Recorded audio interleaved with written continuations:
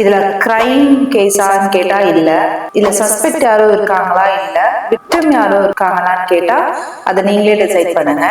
Hi, I'm Monica from alpha detective services private limited. இன்னைக்கு நம்ம ஒரு கேஸ் பத்தி பேச போறோம். இது நார்மலா ஒரு ப்ரீ மேட்ரிமோனியல் வெரிஃபிகேஷனா தான் நம்ம கிட்ட வந்தது. அதாவது ஒரு பேரண்டே வந்து அவங்க பையனுக்கு 35+ ஆயிடுச்சு, பட் ஏதோ அலையன்ஸ் பார்க்கவான்னு கேட்டா வேண்டான்னு சொல்றாங்க. என் பையன் யாரையும் லவ் பண்றானா, எங்க கிட்ட சொல்றதுக்கு எதுவும் தயங்குறானா, நாங்க அக்செப்ட் பண்ண மாட்டேங்கிறோம்னு நினைக்கிறானா, அது என்னன்னு என்கொயரி பண்ணி கொடுங்கன்னு சொல்லிட்டு வராங்க. ஸோ நம்ம என்கொயரி மேட்ரிமோனியல் வெரிஃபிகேஷன் மாதிரி தான் ஸ்டார்ட் ஆச்சு. அவரை ட்ராக் பண்றோம். எல்லாருக்கூடயுமே நார்மலா இருக்காரு, எந்த கெட்ட பழக்கம் அப்படிலாம் எதுவுமே இல்லை. Is well mannered person. Work ப்ரெமிசஸ்லயும் சரி, நெய்பர்ஹுட்லயும் சரி ரொம்ப நல்ல பேர் இருக்கு அவருக்கு.